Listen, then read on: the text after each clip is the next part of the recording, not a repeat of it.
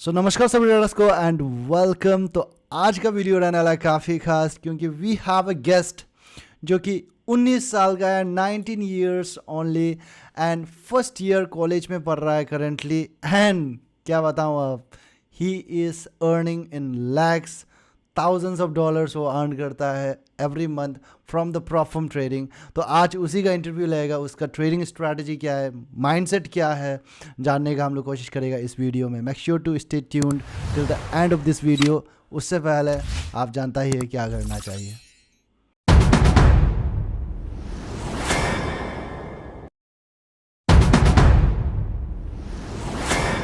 Okay so Krrish जी, बहुत बहुत बहुत नमस्कार एंड वेलकम आपको हमारे चैनल पर। तो सबसे पहला चीज़ मैं जानना चाहूँगा, आप एक स्टूडेंट है, तो can you just tell me briefly about, आप कॉलेज पढ़ाई कर रहे हैं currently and you are still trading and earning so much money. तो किस तरह से आपका ट्रेडिंग पर शुरुआत हुआ, लाइक जस्ट ब्रीफली आप ट्रेडिंग का बैकग्राउंड कैसा रहा आपका, वो चीज़ आप बता दीजिए हमें। यस यस, सबसे पहले तो थैंक यू सर, आपने मेरे को इनवाइट करा है ना अपने पॉडकास्ट पे।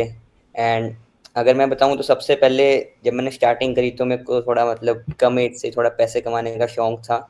सो फर्स्टली मैंने बहुत सारे बिजनेस ट्राई करे थे, different different, like affiliate marketing, network marketing, और भी बहुत सारी चीज़ें मैंने ट्राई करी।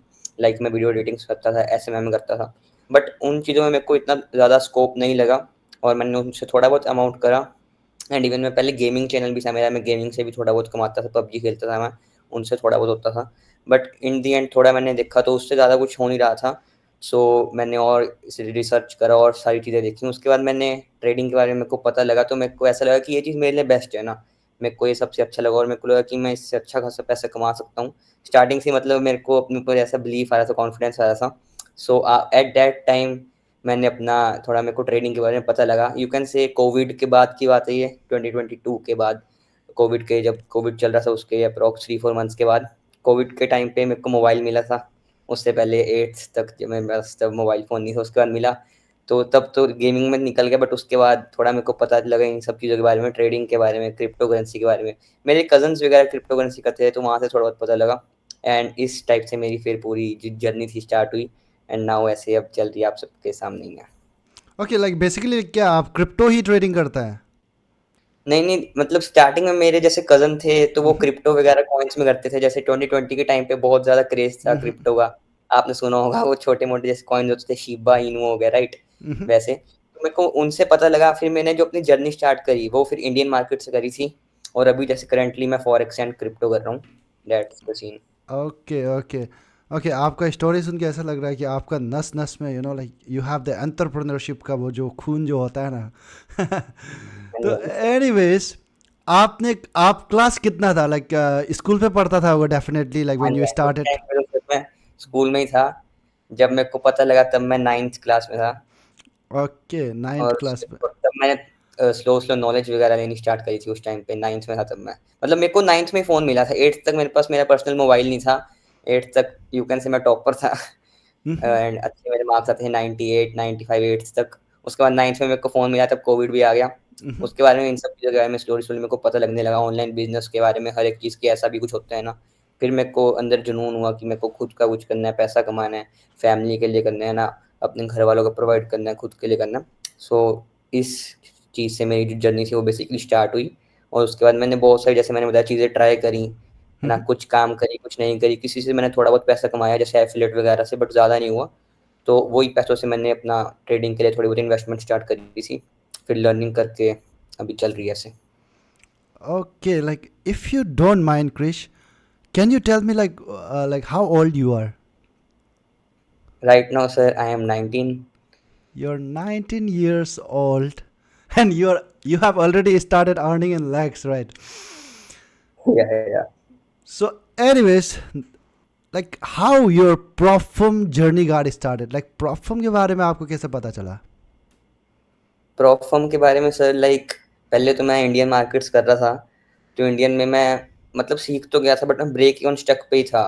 उस पे फेज पे ब्रेक इवन पे स्टक था। और कैपिटल उसमें बहुत कम थी मेरे पास, लाइक 10-20,000 थे बस। तो उसी पे चल रहा था। तो सडनली जैसे मैं एक ग्रुप में था, तो किसी ने प्रॉप फर्म फॉरेक्स के बारे में बताया। थोड़ा बहुत मेरे को तब समझ नहीं आता था कि क्या चल रहा है, गोल्ड वगैरह। तो उन्होंने मेरे को थोड़ा बहुत प्रॉप फर्म स्पेस के बारे में पता लगा।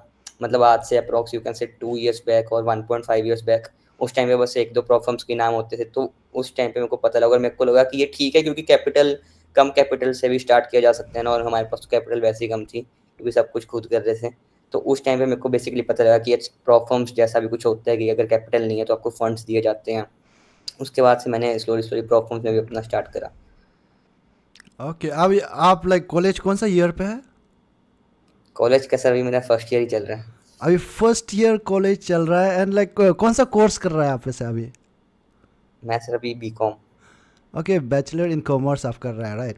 तो एनीवेज लाइक आप कॉलेज भी कर रहा है, तो how do you manage your time? आपको मम्मी पापा कुछ नहीं बोलता कि लाइक आप पढ़ाई नहीं कर रहा है, ट्रेडिंग पे ध्यान दे रहा है लाइक? मम्मी पापा को सर मतलब थोड़ा पता है, और 12th तक भी मैं थोड़ा बहुत ऐसे करता रहता था ना, तो उनको पता तो था ही। बट 12th तक जैसे उन्होंने बोला था कि अच्छे से पढ़ो, तो मैंने 12th में भी अच्छे से साइड बाय साइड में मैनेज कर लेता था पढ़ाई के साथ साथ। और अभी उनको पता है, अभी जैसे मैं कॉलेज वगैरह जाता नहीं हूँ, बस एग्जाम्स देने जाता हूँ, तो उनको पता है कि मैंने थोड़ा बहुत कर ही लेगा। अभी इवन मेरा अभी 1-2 दिन पहले रिजल्ट आया, तो उसमें थोड़ा फेल भी हो गया हूँ मैं 2-3 सब्जेक्ट्स में। बट वही अब दोबारा मैं मैनेज करूँगा, थोड़ा उस पे भी अच्छे से फोकस करूँगा। तो मेनली टाइम मैनेजमेंट यही है कि अभी तो फिलहाल स्टडीज़ पे बहुत कम फोकस है मेरा।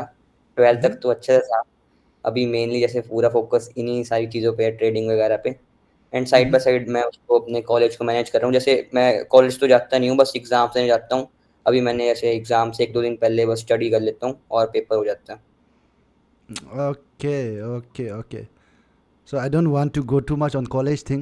So anyways, like I just want to ask you, like आपने अपना first deposit, like I have a very like interesting मेरा story like काफ़ी, I'll tell you that thing. आपने अपना first deposit, like किस तरह से किया, like forex trading का जो deposit होता है, तो किस तरह से first investment आपने किया? क्योंकि आप as a student obviously you won't be having your own money, तो कहाँ से आपने पैसा लेकर के डाला हो? सर सबसे पहले मतलब लाइक जैसे मैंने बताया मैं गेमिंग वगैरह करता था ना, so I used to play PUBG like. तो मैंने पहले 3-4 महीने तो पूरा टाइम वेस्ट करा, एंजॉय करा खेलते टाइम लॉकडाउन में, कोविड के टाइम पे। बट उसके बाद मेरे को लगा कि थोड़ा इससे भी पैसा कमाया जाए, है ना, क्योंकि बस वेस्टेज ऑफ टाइम हो रहा था। एंजॉयमेंट तो चलो था ही, बट एंजॉय तो नहीं करते रह सकते। सो व्हाट आई डिड वाज, मैंने 2 लोगों के बीच में मैचेस करवाना स्टार्ट करे। लाइक अगर किसी को भी पेड पेड मैचेस खेलने हैं, तो जैसे सामने वाला बंदा 50 रुपीज़ देता था और ये वाला बंदा 50 रुपीज़ देता था, और मैं बीच का कमीशन खाता था। बस जो जीतेगा उसको 80 रुपीज़ दे दूँगा। तो मतलब ऐसे 10-10, 20-20 रुपए बचा के मैंने स्टार्टिंग में अपनी जर्नी स्टार्ट करी, और ऐसे करके मैंने यू कैन से अप्रॉक्स 10,000 के नियर बाय अमाउंट अर्न करे थे पबजी खेल के। देन मैंने एफिलिएट मार्केटिंग वगैरह की, नेटवर्क मार्केटिंग वगैरह करी। At that time I was in approx 11th-12th। तो उस टाइम पे मतलब मैं स्कूल से आके ट्यूशन जाके कॉल्स वगैरह करता था पूरे-पूरे दिन, मतलब बंदों को जॉइन करवाता था ना, तो वहाँ से थोड़ा बहुत हुआ था। एंड ये मतलब कुछ मेरे सोर्स थे जिससे मैंने अप्रॉक्स यू कैन से 30,000 रुपीज़, अपने फर्स्ट 30,000 रुपीज़ बहुत मेहनत कर के स्टार्ट करा। एंड ये 30,000 रुपीज़ से फिर मैं इंडियन मार्केट में गया था। ओके, इंडियन मार्केट पे आपने शुरू किया, वहाँ से आपने फोरेक्स में किया, राइट? आपने लाइक मम्मी पापा का कोई पैसा यूज़ नहीं किया जब आप ट्रेडिंग शुरू किया तो? नहीं, मम्मी-पापा का मैंने कोई नहीं लिया, बस ऐसा था कि खुद ही करना है, और मतलब उनसे माँगे तो नहीं मैंने। अगर वो अब इतना तो मतलब हम ठीक है फिर भी मिडल क्लास फैमिली से, बट अगर मैं उनको बोलता कि मेरे को पैसे चाहिए तो वो दे देते। बट ऐसा था कि खुद ही करना है, तो खुद बस करता रहा मैं, उनसे मतलब माँगे नहीं मैंने कभी भी। Okay, actually, like how did I met my first deposit? Like I used to study, हम like थर्ड ईयर पे था शायद, like इंजीनियरिंग कर रहा था। तो उस वक्त मैंने लाइक सेमेस्टर पे 2-2 बार फीस देना होता है ना, तो एक हाँ जी, हाँ सेमेस्टर जी, का हाँ। मैंने मम्मी लोगों को तीन तीन बार फीस मंगा था। तो एक तो जो एक्स्ट्रा मांगा, that was my first deposit. I blew up with in 2 days, 2 दिन में मैंने ब्लू अप कर दिया। उस वक्त लाइक 21,000 समथिंग का हम लोग का सेमेस्टर का फीस था। तो वो जो ब्लू अप कर दिया, like I just put it in the like trading account, Exness का, एक्सनेस नहीं, ऑक्टाव एफएक्स का अकाउंट बनाया था मैंने। हाँ जी, हाँ जी, ओके। तो मैंने 2 दिन में ही ब्लो कर दिया था।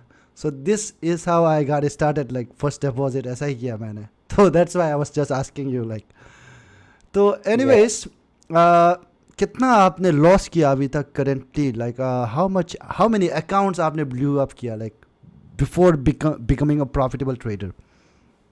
सो लाइक अगर मैं पहले इंडियन मार्केट से स्टार्ट करता हूँ, तो इंडियन मार्केट में जैसे मैंने बताया कि 30,000 रुपीज़ मैंने जब इधर-उधर से जुगाड़ कर लिया था ना बिज़नेस करके, ये वो करके, XYZ चीज़ें करके, तो उन 30,000 रुपीज़ को मैंने इंडियन मार्केट में अपना स्टार्ट करा सीख के, और ऑप्शन ट्रेडिंग स्टार्ट करी थी मैंने। तो वो 30,000 से मैंने 80,000 कर लिए थे within just a span of you can say approx 2 to 3 months. But मेरे को ऐसा लग रहा था कि मैं बहुत स्लो चल रहा हूँ, क्योंकि अगर जब बाकियों को देखता तो वो बहुत फास्ट थे। तो okay. One day I met a person जिन्होंने मेरे को बोला कि कॉल टिप्स देंगे। तो लकीली पहले दिन ही उन्होंने मेरा 20,000 30,000 का प्रॉफिट करवा दिया। मैं खुश कि मैं तो इतने स्लो 2-3 महीने में 30,000 से 80,000 में पहुँचा हूँ, इन्होंने एक ही दिन में मेरा 20,000 का करवा दिया। मैं खुश कि कॉल टिप्स ही सही हैं, खुद का इतना दिमाग भी क्यों लगाना है ना। बट अगले 2 दिन में ही मैंने approx 1 lakh rupees wipe out कर दिए। एक दिन 50,000 का लॉस, अगले दिन 50,000 का लॉस, और मेरे को मतलब बहुत दुःख हुआ। फिर मेरे को पता लगा कि मतलब ट्रेडिंग सीख के अच्छे से करके फ़ायदा, ऐसे कॉल टिप्स के चक्करों में पड़ के फ़ायदा नहीं है। तो मैंने दोबारा से फिर अरेंजमेंट करा 5-10 हज़ार रुपए, और जैसे बताया कि फिर से इंडियन मार्केट शुरू करी, बट मैं ब्रेक इवन पे ही था। एंड आफ्टर दैट, जैसे अगर आप फॉरेक्स की बात करें तो इंडियन में मतलब एक ही अकाउंट ब्लो हुआ, वो भी वो कॉल टिप्स के चक्करों में। उसके बाद जो 10,000 रुपीज़ थे वो ब्रेक इवन स्टक पे ही था, मैं ब्रेक इवन फेज़ पे वहीं पे स्टक रहा। So when I started forex, so before my first payout I breached 7 accounts. मैंने बीच में एक अकाउंट क्लियर करा भी था, बट मेरे को बहुत जल्दी थी पैसे कमाने की। मैंने अप्रॉक्स 4-5 अकाउंट फेल करने के बाद एक अकाउंट पास करा फंडेड नेक्स्ट का, और फंडेड अकाउंट मैंने ब्रीच कर दिया था। मैं सोच रहा था कि मैं $500 का प्रॉफिट करूँगा, $1000 का मैं अपने घर वालों के लिए ये करूँगा, वो करूँगा, खुद के लिए।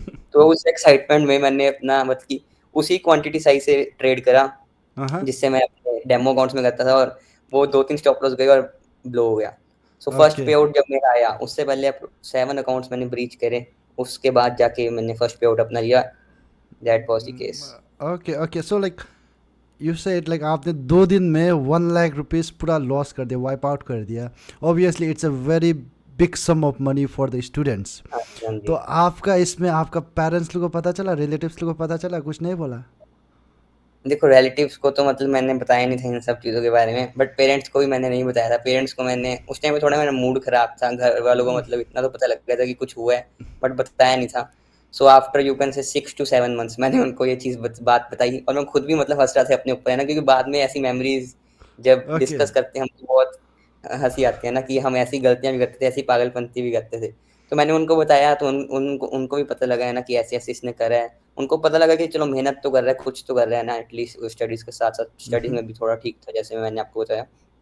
तो उन्होंने भी मतलब अब जैसे इस स्टेज पे जो मैं करंटली हूँ, तो with just by God's grace and just my parents support की वजह से ही हूँ, क्योंकि अगर अब वो मेरे को बोलें कि पढ़ते रहो, कॉलेज करो, है ना, वो मतलब मेरे ऊपर बिलीव ही ना करते स्टार्टिंग फेज़ में, जैसे मैंने लॉसेस करे हैं ना आपके सामने, जब उनको बताया कि 1 लाख लॉस करा, वो बोल देते कि कुछ मत करो, तो मैं भी यहाँ होता ही नहीं, है ना। मेरे पेरेंट्स ने मेरे पे बिलीव करा, उसके बाद भी मैं एप्रॉक्स 1 ईयर मैंने कुछ भी नहीं कमाया, है ना, ट्रेडिंग में। मैंने अकाउंट्स ब्लो करे, जैसे मैंने आपको बताया 7 अकाउंट्स, मतलब, और मैं साइड बिज़नेस करता था इधर-उधर से थोड़ा बहुत जुगाड़ करने के लिए, क्योंकि अकाउंट्स भी ब्लो करता था तो पैसे चाहिए होते थे।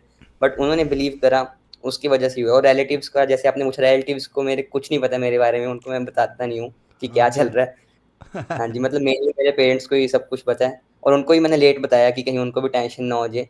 तो एप्रॉक्स 6-7 मंथ्स में उनको मैंने बताया कि ऐसे-ऐसे हुआ था, ऐसे-ऐसे मैंने करा था, और ऐसे मैंने 30,000 रुपीज़ का ऐसे बिज़नेस करके ऐसे करा, फिर ऐसे हुआ था। तो उनको बाद में पता लगा, तो उन्होंने मेरे को थोड़ा बहुत समझाया है ना कि देख के करो, गलत बंदों के साथ मत जाओ, है ना, क्योंकि उस टाइम पे मैं 17 एप्रॉक्स था। उनको ये भी था कि कहीं गलत साइड ना चले जाए ना, किसी गलत बंदे के साथ ना मिल जाए, किसी गलत वो ना हो जाए ना। तो उन्होंने मेरे को यही ओके चीज़ समझाई, सही बंदे के कॉन्टैक्ट में रहो, राइट, कि अपना नेटवर्क सही रखो एंड बाकी करते रहो। Okay okay. तो एनीवेज आप बताइए मुझे, आपने एक सिंगल डे में, वन सिंगल डे में आपने अभी तक का आपका हाईएस्ट प्रॉफिट कितना है? वन सिंगल डे में मेरा हाईएस्ट प्रॉफिट ऐसे मेरे को याद तो नहीं है कितने, क्योंकि कोई बहुत बड़ा अमाउंट तो नहीं था, but I think like it would be approx $1,500, क्योंकि जैसे मैंने पे आउट्स लिए हैं $1,600 $1,500 के, तो 1500 से $2,000 के बीच में ये मेरा हाईएस्ट डे का जो प्रॉफिट है। वो फिर भी इंडिया में लाइक अप्रोक्सीमेटली 1.5 लाख है, like it's a very big sum of money for many people. हाँ जी, हाँ जी, तो मतलब हाईएस्ट जो मेरा प्रॉफिट है वो ये प्रॉफ अकाउंट्स में ही है। इंडियन मार्केट में जैसे मैंने आपको बताया उसमें तो हुआ नहीं था कुछ। Prop okay. अकाउंट्स में ही हाईएस्ट ये अभी मेरा अप्रॉक्स यू कैन से $1,800 to $2,000 था, और उसके बाद मैंने वो विथड्रॉ वगैरह करवा लिया था। एंड बाकी भी मेरे पास बड़े अकाउंट्स हैं, but currently I M passing them. So this was even on a 20K account. I made approx you can say 8%, $1,600 का profit मैंने करा था 20K के अकाउंट पे। So that okay was my profit. Right, right. Okay okay, तो like आपने loss कितना किया मतलब एक दिन में? लॉस अगर अब हम बात करें इसकी इंडियन मार्केट की, तो वही 50,000 रुपये जब गए थे अकाउंट से एक ही बार में, तो वो इंडियन का हाईएस्ट लॉस था। हाँ। एंड फॉरेक्स का तो अब जैसे चलता रहता है, फॉरेक्स का मेनली लॉस तो अकाउंट ब्लो ही था एक दिन में, मेनली ओके, जैसे लाइक वो जो मैक्सिमम ड्रॉडाउन जो हिट होता है वो है। मैक्सिमम ड्रॉडाउन हिट होता है, डेली ड्रॉडाउन हिट होता है। सो वही था इसमें, तो मैक्सिमम लॉस जैसे यू कैन से 25,000 के अकाउंट पे $1,250 हो गया, राइट। एंड 50,000 के अकाउंट पे मैंने मैक्सिमम अभी तक करा है loss, you can say approx that was also 1,500 to $2,000 maximum drawdown जो hit होता है फॉरेक्स में। Okay, so anyways like currently can you tell me like how many profit accounts आप ट्रेड कर रहे हैं? करंटली अभी मैं फाइवर्स का कर रहा हूँ, हाँ। फंडिंग पिप्स का कर रहा हूँ, एंड पिप फार्म का कर रहा हूँ, फंडर प्रो का कर रहा हूँ। अनफॉर्चुनेटली अभी प्रीवियस वीक में थोड़ा गोल्ड वॉलेटाइल था अच्छा, तो उस टाइम पे मैंने अपने 2 अकाउंट्स ब्रीच कर दिए, फंडिंग नेक्स्ट का एंड ऑडेसिटी का। बाकी अभी करंटली 4 अकाउंट्स हैं मेरे पास। ओके, लाइक टोटल कितना अभी अकाउंट्स ऐसे मतलब टोटल क्यूमुलेटिव कितना मैनेज कर रहे हैं आप? टोटल 40K फंडिंग मेरे पास फाइवर्स में है, हम्म। एंड पिप फार्म में अभी 10K है। बाकी मेरे पास फंडिंग नेक्स्ट में थी 25K, मैंने आपको बताया कि वो ब्रीच हो गया मेरा, एंड ऑडेसिटी में थी वो भी ब्रीच हो गया। तो अभी फंडिंग पिप्स के पास मेरा अभी मैंने 100K का लिया है। So I am currently passing that and let's see what happens. Okay, sounds awesome. So anyways like can you tell me like how much pay out आपने लिया है? पैसा कितना उठाया आपने प्रॉफिट से? अभी तक अगर टोटल बात करें तो $9,200 हो चुके हैं approx, like 4,000 from Fivers and 3,000 from Funding Next and approx 2,000 from Pip Farm. And ये तो बस शुरुआत है अभी, like there is lot more to see. Like आपका जो जोश और जुनून जो है इस ट्रेडिंग को लेकर के, and I am pretty sure and I pray to the God that like you get lot of payouts, आपको 6 figure payout I wish you. तो एनीवेज लाइक आपने फर्स्ट पे आउट जब लिया था तो what was your parents reaction? आपने parents को कुछ गिफ्ट लेकर के दिया खुशी पे? हाँ जी, हाँ जी। सबसे पहले तो जो मेरा फर्स्ट पे आउट था वो सिर्फ़ और सिर्फ़ $153 का था, है ना? बट और वो अकाउंट साइज़ था 20K जिस पे मैंने लिया था। एंड अमाउंट जैसे मैं बताऊँ, अमाउंट मैटर नहीं करता, अगर वो 100 का भी होता मेरे को फिर भी उतनी खुशी होती, क्योंकि जो पहला पे आउट था उससे मेरे को जो कॉन्फिडेंस बिल्डअप हुआ वो नेक्स्ट लेवल पे था। और उस पे आउट से इवन मैंने वो पहले पे आउट से अपने मदर को भी अमाउंट दिया, अपने सिस्टर को भी दिया, एंड हमारे घर पे जैसे गोपाल जी, हमने उनके लिए भी थोड़ा निकाला, राइट फॉर गॉड। हमारे घर पे गोपाल जी हैं, Laddu Gopal ji. Okay okay okay, तो आप लाइक या जस्ट अमाउंट दिया, आपने गिफ्ट नहीं दिया? या मैंने उनको अमाउंट दे दिया था कि ओके ऐसे, और उनको बताया कि ऐसे हो रहा है। गिफ्ट मैंने यू कैन थोड़े बहुत अभी छोटे गिफ्ट्स दिए हैं, बट अभी I am planning for a big gift कि एक ही बार में अच्छा सरप्राइज़ दूँ। बाकी मैं ओके। उनको ऐसे मनी देता रहता हूँ। That's not right that's now. Very nice. Your parents must be very proud of you, very very proud. या और मतलब जब देखो पैसा चाहे वो $100 है, $150 है, अमाउंट मैटर नहीं है, बट जो ही मतलब फीलिंग आती है जब जैसे हम प्रोवाइड कर रहे हैं अपने फैमिली को, सिस्टर को, मदर को दे रहे हैं, कोई भी गिफ्ट दे रहे हैं उस पैसे से, फिर चाहे वो छोटा है, बट एक अलग ही अंदर से प्राउड फीलिंग आती है बहुत अच्छी, कि हमने अपनी फैमिली के लिए करा है, खुद के पैसों से करा है ना। फिर चाहे वो अमाउंट ₹100 भी क्यों ना है, फिर अब चाहे वो पे आउट जितना छोटा है, जितना बड़ा है, डज़न्ट मैटर, लेकिन खुद के हमने दम पे करा है, हमको पता है कॉन्फिडेंस बिल्डअप हो रहा है, हम आगे भी यही सेम चीज़ कर सकते हैं रिपीट ऑन, क्योंकि डिफरेंस बस अकाउंट साइज़ का ही है कि अब ये अगर 100 का पे आउट है तो छोटे अकाउंट में वही सेम स्ट्रेटजी का यूज़ करके उसी सेम माइंडसेट से हम बड़ा पे आउट लेंगे, बस डिफरेंस सिर्फ अकाउंट साइज़ का है। Exactly exactly, focus on increasing your capital not on the profit percent, because या लाइक एग्ज़ैक्टली। कैपिटल आपका इंक्रीज हो जाता है तो ऑब्वियसली आपका जितना हाँ जी, हाँ जी। जितना भी परसेंट बनाओ उसके हिसाब से इंक्रीज हो जाता है।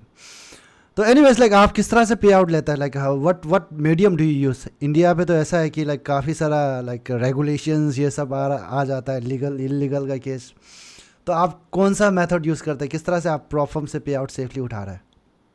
सो मैं अभी क्रिप्टो का यूज़ कर रहा हूँ, और क्रिप्टो को पहले मैं अपने बाइनेंस में लेता था, जब तक बाइनेंस एफआईओ रजिस्टर्ड नहीं था, बट अभी जैसे कुछ अप्रॉक्स 1 मंथ पहले ही बाइनेंस एफआईओ रजिस्टर्ड हो गया है, तो उसने पैन कार्ड वगैरह ले लिया, तो सारी डिटेल्स ट्रैक हो रही है हमारी। तो उसके बाद से मैं ट्रस्ट वॉलेट का यूज़ कर रहा हूँ, और मैं डायरेक्टली अपना जो पे आउट है मैं ट्रस्ट वॉलेट में लेता हूँ। और हम्म। मेरे यहाँ पे कुछ नॉन कनेक्शन है आसपास में, जिनको मैं डायरेक्टली हम कैश में डील कर लेते हैं। तो मैं बैंक अकाउंट में अपना बहुत रेयरली पे आउट्स लेता हूँ, एंड मैं ओके। नहीं चाहता कि बैंक में मेरी वो ट्रांजेक्शन्स, राइट। मेनली अभी मैं टैक्स वगैरह भी कुछ भी फाइल नहीं कर रहा हूँ, हम्म। और सीधा मतलब ट्रस्ट वॉलेट जिसको भी चाहिए, जैसे वो बंदे को मैं ट्रस्ट वॉलेट में दे रहा हूँ और वो मेरे को डायरेक्टली कैश दे देते हैं। Okay okay, sounds good, sounds good. Okay, so like what are the major, आपका टर्निंग पॉइंट क्या था जो कि आपको एक तो प्रॉफिटेबल बनाने में मदद किया? मेजर टर्निंग पॉइंट बस एक था, जैसे मैं सबसे पहले डिसिप्लिन नहीं था। हम्म। बीच में जब मेरा मन करता था, जैसे 12th के बाद कॉलेज में जब मैं आया, मैं आराम से उठ रहा हूँ, आराम से सो रहा हूँ, जब मन कर रहा है ट्रेड ले रहा हूँ। सो मेनली डिसिप्लिन जब मैं बना अपने लाइफ के हर एक प्रोस्पेक्ट में, मैंने हम्म। मेडिटेशन बीच में स्टार्ट करी, मैंने कोर्सेज लिए मेडिटेशन के, थोड़ा अपने ऊपर काम करा। जब मैं खुद डिसिप्लिन अपने हर एक प्रोस्पेक्ट में हो गया लाइफ के हर एक चीज़ में, like how you do one thing is how you do another thing. अगर मैं पहले ही आराम से उठ रहा हूँ, आलस मार रहा हूँ, लेज़ी हूँ, तो मैं ट्रेडिंग में भी कभी प्रॉफिटेबल बन ही नहीं सकता। लेकिन अगर मैं अपने हर एक चीज़ में डिसिप्लिन्ड हूँ, तो ट्रेडिंग ऑटोमेटिकली डिसिप्लिन्ड हो जाऊँगा मैं। तो मैंने अपने ऊपर काम करा। I started going to gym every day, मैं मेडिटेशन मैंने शुरू करी, एंड बीच में मैंने बुक रीडिंग शुरू करी थी, जर्नलिंग तो जैसे मैं रोज़ करता था, और बाकी जितने भी काम है, जो भी मेरे डेली टास्क थे, मैं उसको पूरे करता था। लाइक हर दिन मैं जल्दी उठता हूँ, हर दिन जितने भी काम है वो रोज़ सेम टाइम पे करता हूँ, मेरे टास्क हैं, अपनी टू डू लिस्ट कंप्लीट करता हूँ। वो मेरा मेन टर्निंग पॉइंट था। सेम मैंने अपनी ट्रेडिंग में शिफ्ट करा, मैं डिसिप्लिन ट्रेडिंग में बना, मैंने इमोशनल ट्रेडिंग खत्म करी, रिवेंज ट्रेडिंग खत्म करी, अपना लॉट साइज मैनेज करा, रिस्क मैनेजमेंट करा अच्छे से। तो ये मेन चीज़ थी मेरी, जब मैं डिसिप्लिन बना। उससे पहले मैं बस अपना मर्जी से हर एक काम करता रहता था जब मेरा मन करता था। तो जैसे उठा, मैंने ब्रश करा, कुछ नहीं करा, चार्ट्स ओपन करे, अपना ट्रेड ले रहा हूँ। So hmm. That was the mistake, main mistake that I was doing. और जब मैंने अपने ऊपर वर्क करना शुरू करा, मैं खुद डिसिप्लिन बना हर एक चीज़ में, उसके बाद जाके मेरी ट्रेडिंग में डिसिप्लिन शो हुआ वही। और उसके बाद जाके मैंने ये पे-आउट्स वगैरह लेने शुरू करे। एंड सबसे जो मेन प्रोस्पेक्ट था वो था कि मैंने थोड़ा पैसा कमाने के बारे में सोच लिया। मैं यही सोचता था कि मैंने बस ट्रेडिंग से पैसा कमाना है। थोड़ा मैंने मनी के प्रोसेस को बाहर करा, and I just keep trusting the process कि जो हो रहा है होने दूँ उसको, एंड आई एक्सेप्ट इट। जब मैंने अपने लॉसेस को एक्सेप्ट करना शुरू करा, पहले मैं एक्सेप्ट नहीं करता था, गुस्सा आता था, रिवेंज ट्रेडिंग आता था, तो मैंने एक्सेप्ट करना शुरू करा। ना प्रॉपर रूल्स बनाए कि मैं दिन के 1-2 ट्रेड्स लूँगा, है ना। उसके बाद जाके थोड़े मेरे को अपने-अपने चेंजेस देखने शुरू हुए, अपने मिस्टेक्स से मैंने सीखा।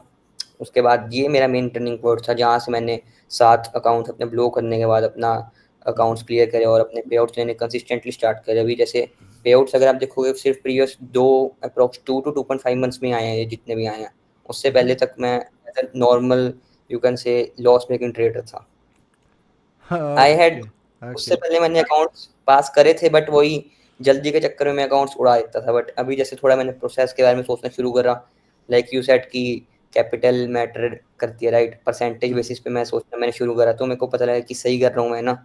लाइक मैं 20 के अकाउंट पे भी अगर 8% 10% ले रहा हूँ, तो वो बहुत बड़ी बात है, क्योंकि लोग वही 100 के अकाउंट पे 3-4% ले रहे हैं। मैं इस अकाउंट पे ले रहा हूँ, तो मेरे को पता लगा कि सही कर रहा हूँ मैं, और उसी पे अभी जैसे मैं स्लोली स्केल ऑन कर रहा हूँ। Okay okay, sounds good. So how do you choose a prop firm? Prop firm किस तरह से आप चूज़ कर सकते हैं? व्हाट आर द फैक्टर्स जो कि आप कंसिडर करते हैं जब आप प्रॉफर्म अकाउंट लेने में? क्योंकि काफ़ी सारा प्रॉफर्म से स्कैम भी होता है। हाँ जी, ये आपने बहुत अच्छी बात करी। अब जैसे आज से 1.5 ईयर्स पहले जब मैं प्रोफॉर्म्स में आया था, तो सिर्फ़ 1-2 नाम थे, जैसे फंडिंग नेक्स्ट और फंडिंग पिप्स, और इवन 5-6 महीने पहले तक मेरे को सिर्फ़ 1-2 नाम ही पता थे। अब स्लोली अब तो बल्कि रोज़ एक नई प्रोफॉर्म आपको देखने को मिल जाएगी, रोज़ एक नई प्रोफॉर्म लिस्ट हो रही है ट्विटर पे, अगर आप जाओगे, रोज़ कोई ना कोई प्रोफॉर्म्स आ रही हैं। तो ये बहुत अच्छा क्वेश्चन है कि हम स्कैम से कैसे बचें, राइट? और बेस्ट मेथड, मतलब बेस्ट वे क्या है कि हमको पता लग जाए कि ये प्रोफॉर्म सही है, ये आने वाले टाइम में भागने के चांसेस से इसके चांस सबसे ज़्यादा कम है, राइट। क्योंकि इनका बिजनेस मॉडल तो ऐसा है कि एट द एंड कभी ना कभी इनको जाना ही है, तो सबसे कम चांस जिसके हमको उसी पे जाने की वो रिलायबल रहे। सो what I did was, starting में जैसे फंडेड नेक्स्ट एंड पिप्स मैंने चूज करी थी। I am right now not promoting any platforms. ये उस टाइम पे बहुत फेमस थी, और इनके जो रूल्स हैं वो बहुत ज़्यादा ईज़ी थे। अभी आप देखोगे बहुत से प्लेटफ़ॉर्म्स में बहुत सारे नए-नए रूल्स आ गए हैं, कंसिस्टेंसी रूल आ गया है। आपने ट्रेड लेते ही स्टॉप लॉस और टीपी लगाना है, ऐसा भी रूल आ गया है। और आप अपनी पोजीशन साइज़िंग आपकी सेम होनी चाहिए हर पे, और भी एक्स वाई जेड बहुत गंदे-गंदे रूल्स हैं। तो आपको प्लेटफ़ॉर्म आपके ट्रेडिंग स्टाइल के अकॉर्डिंग लेनी है। अगर कोई बंदा स्विंग ट्रेडिंग कर रहा है, तो उसको देखनी है कि उसके लिए कौन-सी बेस्ट है। और जिस भी प्लेटफ़ॉर्म के जो रूल्स है वो सबसे ज़्यादा कम है, वो आपको सजेस्ट मैं करूँगा लेने के लिए। और जो प्लेटफ़ॉर्म सबसे ज़्यादा पॉपुलर है, और जैसे इस टाइम पे मान लो कोई भी एक्सवाइजेड प्लेटफॉर्म सबसे ज़्यादा पॉपुलर है और उससे रेगुलर पे आउट्स कोई हम देख रहे हैं कि रोज कोई ना कोई पे आउट ले रहा है, तो हमको पता है कि ये प्लेटफॉर्म सही है, इसके भागने के चांस सबसे ज़्यादा कम है क्योंकि ये पॉपुलर है, इसकी सेल्स अच्छी हो रही है, इसको प्लेटफॉर्म में कोई दिक्कत नहीं है और ये किसी का फालतू में पे आउट नहीं रोक रही है, तो इसमें हमको भी कोई इशू नहीं आएगा। अब बहुत सारे हमारे इंडियन मेंटालिटी है लोगों की कि वो सस्ती प्लेटफॉर्म के पीछे भागते हैं कि कोई $5 $10 या $15-20 में अकाउंट है तो उसके पीछे भाग जाते हैं, बट कोई फायदा ही नहीं अगर वो पे आउट हमको आगे जाके रिजेक्ट होने, तो देयर नो यूज। तो मेनली ओके। मैं ये सजेस्ट करूँगा कि आप देखोगी रूल्स सबसे ज़्यादा ईज़ी किसके हैं, क्योंकि प्रॉ फर्म के रूल्स डिज़ाइन ऐसे करे गए हैं कि हम ट्रेडर्स उसको पास ना कर पाएँ। फेज़ 1 पास कर लें तो फेज़ 2 फेल कर दें, फेज़ 2 पास कर लें तो हम फंडेड अकाउंट फेल करें, जैसे बीच में मैंने भी करा था, है ना? बहुत सारे ऐसे कंसिस्टेंसी रूल्स भी हैं कि मान लो आपने एक दिन प्रॉफिट कर लिया, मिनिमम ट्रेडिंग डेज़ के रूल्स हैं कि फंडिंग अकाउंट में मिनिमम 4-5 दिन आपको ट्रेडिंग करनी है तो ही होएगा।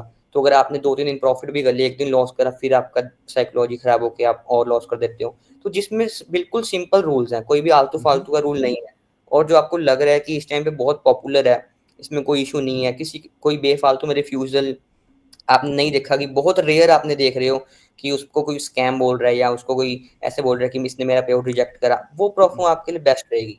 और मेन चीज़ कि आपके ट्रेडिंग स्टाइल के अकॉर्डिंग कौन सी है, कि अगर आप इंट्राडे कर रहे हो उसके अकॉर्डिंग देख सकते हैं, स्विंग कर रहे हो उसके according. So that's how I choose my platforms and right now जैसे आप देखोगे मेरे मेनली 4-5 प्लेटफॉर्म्स अकाउंट्स ही हैं। बाकी रोज इतनी सारी आती हैं और बहुत सारी हैं, बट मैं उन पे ज़्यादा ध्यान नहीं देता हूँ। मेनली मेरे को पता है कि ये 4-5 में मेरे को कोई इशू नहीं आएगा, राइट? तो मैं उन पे ही फोकस कर रहा हूँ। ओके, तो बताइए आप लाइक टॉप 3 प्लेटफॉर्म आप जो रेकमेंड करेगा। Top 3 platforms that I would recommend, like सबसे पहले यू कैन से 5% उससे ओके। जैसे मैंने किया होते हैं approx $400 and second funding next, उसमें जैसे बहुत फायदे है, अगर आप अपना 15% प्रॉफिट शेयर भी दे रही है, वो चैलेंज फेज का है, रिफंड भी दे रही है, बहुत कम प्लेटफॉर्म्स है, मतलब कोई रेयर ही प्लेटफॉर्म दिखेगी जो 15% प्रॉफिट शेयर भी दे रही है चैलेंज फेज का। एंड थर्ड अगर डेली पे आउट्स के लिए हम देखें तो फंडर प्रो। दीज 3 प्लेटफॉर्म्स में मैंने रेयरली देखा है कि किसी का पे आउट बेफालतू में रुका है ना, 5% में तो मैंने देखा नहीं आज तक किसी का रुके, फंडर प्रो में भी नहीं, फंडिंग नेक्स्ट का भी बहुत रेयर होता है कि रुका है। अगर कोई ट्रेडर रूल फॉलो नहीं कर रहा तो वो रोकेंगे ही, राइट? तो दीज 3 प्लेटफॉर्म्स में मैंने अभी जैसे पे आउट लिए हैं तो मेरे को तो कोई भी इशू नहीं आया है। So that's why I am just recommending. अब किसी को लेना या नहीं लेना वो टोटली उनके विषय। तो वर्स्ट प्लेटफॉर्म आपका, कोई प्लेटफॉर्म ने स्कैम किया लाइक जो आप रेकमेंड नहीं करेगा किसी को भी।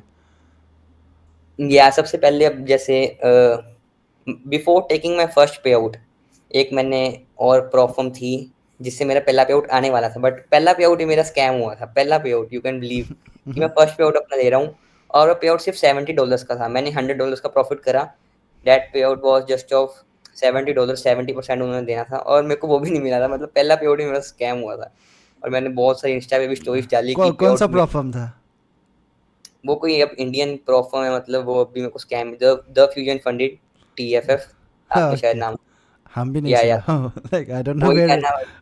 Okay. And you can even believe कि that was even a giveaway account. मेरे को ओके। गिव अवे मिल जीता था मैं कहीं से, है ना, कोई इन्फ्लुएंसर ने उसका करा था और मैं गिव अवे जीता। अब वही था, गिव अवे अकाउंट्स पे वैसे ही बहुत रेयरली होता है कि आपको प्रॉफिट वो मिल जाए पे आउट, क्योंकि वो सोचते हैं कि सब ट्रेडर्स वो करते हैं, ब्लो करते हैं, बट मैंने फेज 1 मेहनत करके क्लियर करा, फेज 2 करा, फिर मैंने प्रॉफिट करा, बट एट द एंड मेरा जो पे आउट था वो फर्स्ट पे आउट रिजेक्ट हो गया। मैं इतना खुश था कि पहला पे आउट आएगा चलो, बट फर्स्ट पे आउट ही मेरा रिजेक्ट हो गया। So okay. बहुत वर्स्ट प्लेटफॉर्म है वो, और इंडियन प्लेटफॉर्म है और HFT प्लेटफॉर्म है। तो बॉट्स ऐसे प्लेटफॉर्म मेरे को वैसे भी, मतलब ये सिस्टम सही नहीं लगते इनका, जो AI बॉट्स वगैरह या HFT सिस्टम से लिंक्ड होती हैं, ये टोटली स्कैम्ड होती हैं ये, राइट? और इंडियन में बन रही है, अब इंडिया का ही बंदा चला रहा है, हमको मतलब ये ऐसे बता रहे थे कि बाहर का है बट मेनली इंडिया का ही था, तो this was totally scam. And if I talk about Quantacle, that was one more platform जिसके बहुत गंदे रूल्स थे। अब मैं स्कैम तो नहीं बोलूँगा उसको, बट उसके रूल्स ऐसे थे कि वो स्कैम से कम नहीं थी, इतने गंदे रूल्स थे उसके। मेरे पास उसके 3 अकाउंट्स थे और बेफालतू में वो उड़ गए थे कि एक ट्रेड पे आप उसमें ऐसे, जैसे ओवरऑल ड्रॉडाउन उसका 3% का था, $150 था, लाइक $5-7 पे, लेकिन आप एक ट्रेड पे 2% का लॉस भी नहीं ले सकते, वो भी आपका अकाउंट ब्रीच है। तो ओवरऑल ड्रॉडाउन किस बात का, वो ऐसे मतलब उसमें रूल्स थे। अब उसमें स्कैम तो मैं नहीं बोलूँगा उसको यार, स्कैम तो नहीं थी, बट बहुत वर्स्ट रूल्स थे, फिर भी इन्फ्लुएंसर्स उसको प्रमोट कर रहे थे। So okay. That's what happens here in India, कि कुछ लोग कुछ हम XYZ अमाउंट के लिए गलत चीज़ को ही प्रमोट करते हैं, बट मैंने उसके अगेंस्ट बोला बहुत, और मेरे स्टोरीज के बाद बहुत सारे लोगों ने उस पर वीडियोस भी बनाई। सो अभी तक 2 ही वर्स्ट परफॉर्म्स थी मेरे अकॉर्डिंग, जो मैंने देखो मैं जो-सी चीज़ मैंने खुद ट्राई नहीं करी, मैं उसको बता नहीं सकता वर्स्ट है कि नहीं, है ना? मेरे को कोई राइट नहीं है। सो इन दोनों के साथ मेरा पर्सनल एक्सपीरियंस है। फ्यूजन फंडिंग में तो मेरा पेआउट भी रोका एंड क्वांटागल में तो मैं पहुँच ही नहीं पाया उस स्टेज तक, क्योंकि इतने ऐसे रूल्स थे और ऐसी चीज़ें थी। इवन इनका सपोर्ट सिस्टम भी बहुत ज़्यादा बेकार था, वो बस आगे घुमाते रहते थे। कुछ भी ओके। अच्छा नहीं था इनका। या तो अभी आप देखोगे इस प्लेटफ़ॉर्म का भी नाम भी नहीं है कहीं पे, क्वांटागल को भी अभी इस टाइम पे कोई प्रमोट नहीं कर रहे, क्योंकि they are all done right. So in India में तो ये मेन थी मेरे अकॉर्डिंग जो 2 वर्स्ट प्लेटफ़ॉर्म्स हैं। या this is my just point of view and my you can से प्रेफरेंस राइट। और Okay, बाकी so के तो अभी तक regarding Quant Tackle, like we also received a lot of complaints from our clients. तो काफ़ी सारा कंप्लेंट्स हम लोग ग्रुप में चल रहा है, लाइक व्हाट्सएप में चल रहा है, जहाँ तहाँ चल रहा है काफ़ी सारा कंप्लेंट्स। तो Quant Tackle I also don't recommend like most of time. तो या एनीवेज और लाइक मैं yes yes please what you are telling. या कॉन्टैगल की मेरे पास भी मतलब इंस्टा पे बहुत सारे लोगों की कंप्लेंट्स हैं कि उनका कोई कोई केवाईसी इशू की वजह से रिजेक्ट हो रहा है, कोई कुछ रिजेक्शन आ रही है। मतलब इवन वो फंडिंग अकाउंट्स में नहीं देते थे, अगर किसी ने पास कर भी दिया है ऐसे टफ रूल्स के साथ भी, उसको फंडिंग अकाउंट्स में नहीं दे रहे हैं, केवाईसी रिजेक्ट कर रहे हैं बेफालतू में, और फिर एट द एंड बस उसको एक रिफंड मिल रहा है इतनी मेहनत करके। तो बहुत सारे, जैसा आपने बोला आपको भी कंप्लेंट्स हैं, मेरे को भी बहुत सारी कंप्लेंट्स आई थी कॉन्टैगल की भी, और मैंने तो खुद एक्सपीरियंस करा, सो आई कैन इवन टेल कि that platform is totally shit you can से। Okay. Anyways, apart from the prop firms, do you use any आप अपना पर्सनल अकाउंट बना के रखा है या फिर पर्सनल फंड जैसे बनाता है आदमी लोग, लाइक इन द ओन या पर्सनल ब्रोकर ऐसा कुछ? राइट नाउ अभी तो मेरा कोई पर्सनल फंड्स नहीं है, but very soon I am thinking कुछ स्टार्ट की स्मॉल कैपिटल से मैं थोड़ा $100 $200 से स्टार्ट करूँ और उसको स्लो स्लो ग्रो करूँ 1000 तक, और लोगों को भी बताऊँ कि कैसे होता है ना। सो स्लोली मैं उस वे पे भी जाऊँगा, स्टार्ट करूँगा, बट अभी राइट नाउ करंटली मैं सिर्फ प्लेटफॉर्म्स के साथ ही ट्रेड कर रहा हूँ। कोई पर्सनल फंड्स या रियल अकाउंट यू कैन से डायरेक्टली एक्सनेस वगैरह में या कोई भी एक्सलेट ब्रोकर में डिपॉजिट करके नहीं कर रहा हूँ। और इंडियन में भी मैं नहीं कर रहा हूँ पर्सनल फंड से, उसमें बस इन्वेस्टमेंट वगैरह कर रखी है मैंने स्टॉक्स में राइट। सो अभी right now my main focus is only on prop firms and very soon by side मैं एक्सनेस में भी करूँगा work. Okay okay, sounds good, sounds good. So like very like जो होता है ना, लाइक सभी लोग वेट कर रहा है कि like what is the strategy that you are using, can you show us like किस तरह का एंट्री आप लेते हैं? या श्योर। तो सबसे पहले मैं बता देता हूँ कि मैं यूज़ क्या करता हूँ। मेरे को अब भी लोग यही सेम बात बहुत बार पूछते हैं, इवन मैंने बता दिया तब भी। So earlier I only used SMC smart money concept, but उससे मेरे को ज़्यादा रिस्क रिवॉर्ड बड़ा नहीं मिल रहा था और उसमें बहुत दिक्कतें थी, एक कंफर्मेशन काफ़ी नहीं थी मेरे अकॉर्डिंग राइट। मतलब सबसे पहले तो प्राइस एक्शन करता था मैं, लेकिन जब फॉरेक्स में आया तो मेरे को प्राइस एक्शन अच्छे से, trend line, support resistance work नहीं करा, तो मैंने एसएमसी सीखी। एसएमसी से थोड़ा बहुत वर्क करा, बट फिर उससे मैं ज़्यादा सेटिस्फाइड नहीं था। सो राइट नाउ मैंने उसमें मॉडिफिकेशंस करी हैं थोड़ी सी। So right now currently I am using smart money concept SMC, जिसको हम बोलते हैं by ICT, and along with it supply demand and market structure, कि मार्केट का ट्रेंड क्या है, बुलिश है बेरिश है, वो मैं मेन चीज़ देखता हूँ। और सप्लाई डिमांड और एसएमसी का यूज़ करके मैं ये 2-3 कंफर्मेशन देखता हूँ, जिसके बेसिस पे मेरी जो भी ट्रेड्स एंड एंट्रीज है मैं प्लान करता हूँ। Okay, can you share the screen and show us? Yeah sure, just give me a second, मैं अभी यहाँ पे अपनी स्क्रीन शेयर करता हूँ। सो बेसिकली जैसे आप देखोगे ये बिटकॉइन का चार्ट है। सो इसमें अगर हम देखोगे तो मैं 2-3 चीज़ें देखता हूँ, जैसे मैंने बताया कि एसएमसी हो गया एंड सप्लाई डिमांड होगा, और मेनली मैं देखता हूँ कि मार्केट, जैसे हमको पता है कि अपने आप को हमेशा रिपीट करती है राइट। तो अगर कोई रिपीटेशन ऑफ मेरे को स्ट्रक्चर या दिखता है तो मैं उसको देखता हूँ। तो अगर मैं अभी यहाँ पे मार्केट को थोड़ा सा जूम इन करूँ तो आप देखोगे जैसे 15 मिनट्स का टाइम फ्रेम है ये। सो इसी की अगर ये वाला जो स्ट्रक्चर है, अगर आप इसको इससे मैच करोगे, this one with this one, तो आपको ये बहुत ज़्यादा सेम दिखेगा राइट। या सो व्हाट आई डिड वाज, या मैं क्या करता हूँ कि मैं पूरी जो ये वाले एरिया की सप्लाई है वो मैं यहाँ पे लगाता हूँ। ओके तो I will show you like how it works and how I do, like we'll use this tool. And अगर जैसे यहाँ मतलब इसमें मैं विक्स नहीं इंक्लूड करता हूँ, ओनली बॉडी टू बॉडी करता हूँ, क्योंकि विक्स में बस ट्रेडिंग वॉल्यूम होता है। सो अगर आप देखोगे कि इसको मैं यहाँ से लगा रहा हूँ, इसको पूरे जितना भी जो मेन हाई है वहाँ से लगा रहा हूँ। तो ये इसका 50% आ रहा है, देखो बीच में से मतलब घुमा है, टोटली डॉट डॉट 50% रीजन ही है इसका। Like here we Okay. can see this is a 50% region of this whole Mm-hmm. area. सो अगर लाइक ये मैंने अभी सप्लाई ली है जो 50 आई है, यानी सप्लाई हाफ आई है, right. Uh-huh. So as you all know, अगर कोई चीज़ की सप्लाई कम हो रही है तो उसकी डिमांड बढ़ जाती है ना। तो जैसे यहाँ पे सप्लाई आधी हुई है तो Uh-huh. इसकी जो डिमांड है वो डबल हो जाएगी। Okay. तो जैसे ये सप्लाई के बाद की मैं डिमांड ले रहा हूँ, like from here till here this high, This is demand. Okay. इसको मैं वहाँ बॉटम से लगा दूंगा।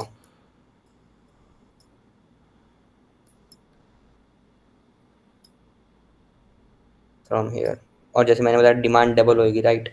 Mm-hmm. तो उसको डबल कर देंगे।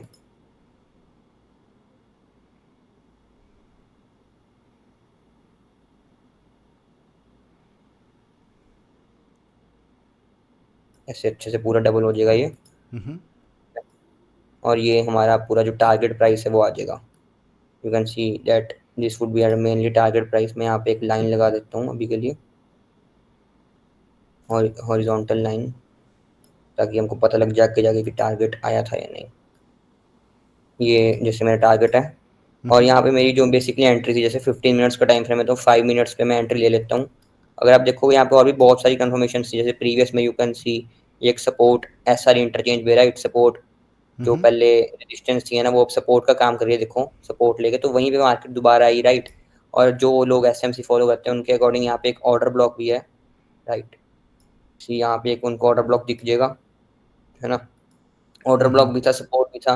मार्केट ने वहाँ पे आके हैमर बनाई, बुलिश इंगल्फिंग बनाई है ना। यू कैन सी बहुत सारी कंफर्मेशन थी। 5 मिनट्स पे मैंने तो एंट्री करी थी, तो मेरे Mm-hmm. को तो अच्छी हैमर लगी थी। सो ये मेरा मतलब मेनली एंट्री है जिसके बेसिस पे मैं प्लान करता हूँ। और ये जो ट्रेड है, ये Mm-hmm. बहुत सारे लोगों को लग रहा होगा कि इतना रिस्क रिवॉर्ड कभी कैप्चर नहीं हो सकता, राइट। तो ये मतलब सेम मैंने अपना जो ट्रेड है अपने उसमें भेजा था टेलीग्राम में, जस्ट फॉर एजुकेशनल पर्पज। मैं ट्रेड्स वगैरह कुछ भी देता नहीं हूँ, सिर्फ एजुकेशनल पर्पज के लिए सही है। Mm-hmm.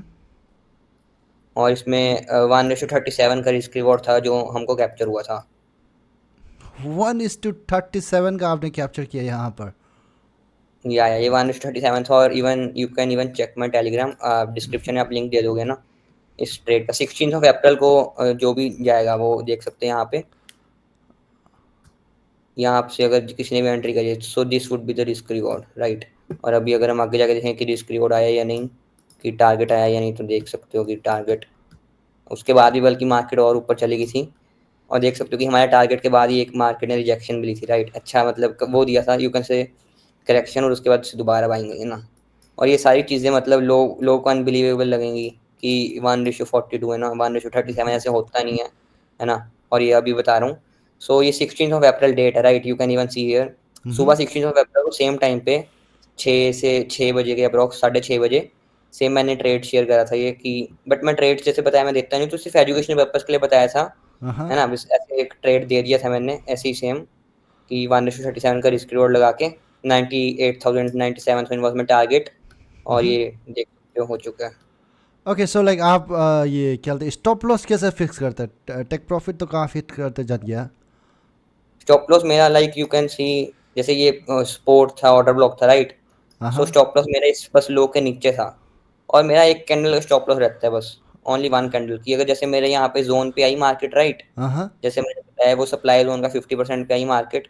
So what I did was, वहाँ पे मेरे को बुलिश कैंडल मिली कोई, मैंने उस बुलिश कैंडल पे एंट्री ली, और उसी कैंडल के नीचे का बस मेरा स्टॉप लॉस रहेगा। लेकिन अगर किसी को थोड़ा डर लगता है तो वो थोड़ा प्रीवियस लो का, मान लो जैसे ये प्रीवियस लो है ना, तो थोड़ा सा ऐसे यहाँ बफर देके यहाँ कहीं रख सकता है, राइट। Mm-hmm. प्रीवियस सपोर्ट के थोड़ा सा नीचे रख लो, बट मेरा स्टॉप लॉस सिर्फ एक कैंडल का रहता है, इसी कैंडल के नीचे का। ताकि हम अगर दें तो स्टॉप लॉस बिल्कुल छोटा सा, और टारगेट मिलने के लिए हमको बहुत ज़्यादा मिलेगा। इवन यहाँ पे मैंने री एंट्री भी करी थी संडे को, ये तो मैंने अपने यूट्यूब पे भी अ, Mm-hmm. आया है। इसमें फाइवर से मैंने री एंट्री करी थी और इसी ट्रेड से पे आउट लिया मैंने अच्छे से। तो ये भी मतलब इसकी ट्रेड हिस्ट्री भी अगर किसी को चाहिए है ना, कि लोगों को ही कृषि भाई बोल रहे हैं ना ये पॉसिबल है, तो ट्रेड हिस्ट्री भी देख सकते हैं जाके मेरी। पे आउट प्रूफ की वीडियो में मैंने ट्रेड हिस्ट्री भी दिखाई है ये पूरी। ये वाली ट्रेड 84,000 से भी मेरा 100-200 पॉइंट का एसएल था, मैंने यहाँ एग्जिट मारा था बीच में उसको। और ये पूरा मैंने शो करा, राइट, लाइव। सो ये मतलब मेरी बेसिकली चीज़ें हैं, मैं देखता हूँ 3-4 कन्फर्मेशन लाइक एसएमसी हो गया, ऑर्डर ब्लॉक्स हो गया, राइट, सपोर्ट रेजिस्टेंस हो गए, है ना? और सप्लाई डिमांड हो गई कि अगर सप्लाई हाफ हो रही है तो डिमांड डबल हो गया, राइट? मतलब बेसिक चीज़ें हैं। और जैसे मैंने देखा कि ये स्ट्रक्चर इससे रिपीट हो रहा है ना, बट उसका बट आधा हो रहा है, तो हो बट सकता है कि एनीवेज, इसके लाइक बाद डबल आपका हो जो जाए। लॉजिक है, जो सप्लाई आधा हो जाता है डिमांड डबल हो जाता है, like this is very like हम फर्स्ट टाइम सुन रहे हैं, like and it's very reasonable logic. या लाइक वी इवन नो कि अगर कोई भी जैसे चीज़ है ना, उसकी डिमांड ज़्यादा है, तो उसकी सप्लाई कम होएगी, राइट? अगर किसी भी चीज़ की डिमांड बहुत ज़्यादा है, अगर कोई चीज़ की डिमांड बहुत चीज़ लोगों को वो चीज़ चाहिए, जैसे मान लो एसएमसी बहुत लोगों को चाहिए, राइट? कोई भी एक्स-वाई-ज़ेड चीज़ चाहिए, लेकिन तो वो तभी चाहिए अगर उसकी सप्लाई कम है ना? और अगर किसी चीज़ की सप्लाई ज़्यादा है, तो लोग उसको खरीदते बहुत कम है, डिमांड कम होएगी हमेशा उसकी। तो ऐसे ही जब अगर डिमांड हाफ हो रही है, तो सप्लाई डबल हो जाती है ना? और अगर सप्लाई हाफ हो रही है, तो डिमांड डबल हो जाती है। So that's main thing what I use. और इसमें यही हमको फ़ायदा होता है कि अगर स्टॉप लॉस जाता है तो थोड़ा-सा जाना था। यहाँ पे मेरी एंट्री अप्रॉक्स 83,400 पे थी, है ना? और सिर्फ़ 300-400 पॉइंट का स्टॉप लॉस था। और ये मेरा मैंने ट्रेड दिया था और लिखा भी था कि सिर्फ़ एजुकेशनल पर्पज़ के लिए है ना, कोई ट्रेड लेगा नहीं। बट मैंने ये रिस्क रिवॉर्ड पूरा बना के दिखाया था। 1:37 अप्रॉक्स था वो, 1:38। Okay, okay. या एंड सेम वे में ही मैं अपना गोल्ड में ट्रेड करता हूँ, एंड यही सेम स्ट्रैटेजी का यूज़ करके बिटकॉइन में, एंड इसी सेम स्ट्रैटेजी का यूज़ करके मैंने अपने 12-13 फंडिंग अकाउंट्स क्लियर करे और 11 अकाउंट्स में इवन पे आउट्स लिए हैं। बस ये सिंपल स्ट्रैटेजी है मेरी। आपने कोई ट्रेडिंग कोर्स लिया है क्या? या तो आगे. बेसिकली मैंने कोई ट्रेडिंग का कोर्स नहीं लिया है, बट जैसे मैंने जब स्टार्ट करा तो मैंने बहुत सारे यूट्यूबर्स को देखा है ना, उमर पंजाबी को, जैसे टॉप जी को, है ना, और भी बहुत सारे बंदों को देखा है ना। तो मेरे को जौन सा भी यूट्यूबर अच्छा लगा है ना, कि लगा ये वैल्यू अच्छी वैल्यू लग रही है, तो मैंने उसका कोर्स, जैसे उस टाइम पे इतने पैसे तो मेरे पास थे नहीं, है ना, और मैं सबको ये सजेस्ट करूँगा जो भी स्टूडेंट है, कि किसी का भी आपको कोर्स लेने की डायरेक्टली ज़रूरत नहीं है। आप टेलीग्राम पे जैसे ₹100 ₹200 में सिर्फ इतना छोटा सा अमाउंट देके आपको उनका कोर्स मिल जाता है डायरेक्टली। थोड़ी सी क्वालिटी कम होती है, बट मैनेज करना पड़ेगा अगर पैसे नहीं है। तो मैंने ऐसे उमर पंजाबी का कोर्स लिया ना, टॉप जी का कोर्स लिया, ऐसे 1-2 बंदों का बस लिया, और बाकी मेरे थोड़े फ्रेंड्स बन गए, उन्होंने मेरे को बाकी बंदों का फ्री में दे दिया है ना कोर्स, 3-4 बंदों का। बट मेरे को ये स्टार्टिंग फेज़ था, तो मेरे को पता लगा कि इतना इम्पोर्टेंट नहीं है ना। मतलब ये टॉप जी का लास्ट कोर्स था जो मैंने लिया, उसके बाद मेरे को ज़रूरत नहीं पड़ी, है ना। मतलब बाकी सीख-सीख के मैंने ऑब्ज़र्व कर के ही अपना ये सारी चीज़ें करी, मिस्टेक्स कर के। एसएमसी में अगर आप देखोगे रिस्क रिवॉर्ड बहुत कम था, है ना, कि बहुत बड़ा स्टॉप लॉस थे, तो रिस्क रिवॉर्ड 1:2, 1:3 पे स्टक था, और मेरी एक्यूरेसी थोड़ी कम थी, लाइक एप्रॉक्स यू कैन से 60% थी, है ना, 60 टू 70%। उसकी वजह से मैं ब्रेक इवन पे था फॉरेक्स में मोस्टली। तो मेरे को लगा कि थोड़ी-सी मॉडिफ़िकेशंस करनी चाहिए मेरे को, है ना। तो मैंने सीखा यहाँ से, बुक्स से मेरे को पता लगा कि सप्लाई डिमांड जैसी चीज़ें हैं। और जैसे बोलते सब है कि मार्केट हमेशा अपने आप को रिपीट करती है, बट हम कभी ऑब्ज़र्व नहीं करते, हम देखते नहीं है कि रिपीट करती है ना।